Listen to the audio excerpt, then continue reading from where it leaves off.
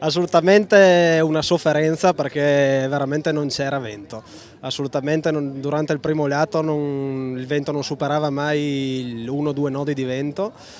però allo stesso tempo, devo essere sincero, è stata una delle più belle barcolane che ho visto in mare, nel senso che al 3/4 del primo lato, dopo oltre un'ora di regata, vedere le barche da crociera, anche barche un po' più datate, pesanti, essere lì in prima fila con noi, alla fine è stato emozionante, è stato bello vedere come tutti hanno tirato fuori il 110% per poter stare lì in mezzo ai big, e questo ha tirato fuori, diciamo, un po' lo spirito vero che c'è nella barcolana, proprio il dare la possibilità di stare sulla stessa linea con le barche più grandi,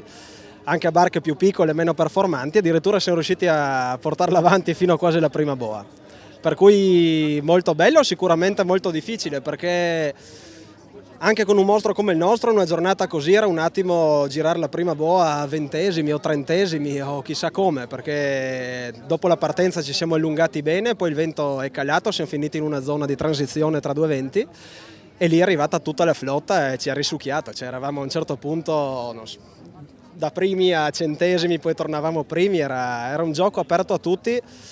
E ne siamo venuti fuori solo grazie a un'ottima scelta tattica che abbiamo strambato, diciamo, un po' in anticipo rispetto agli avversari, abbiamo preso una raffica che alla fine abbiamo preso solo noi e questo ci ha fatto uscire dalla mischia, e poi da lì fino all'arrivo è stato facile.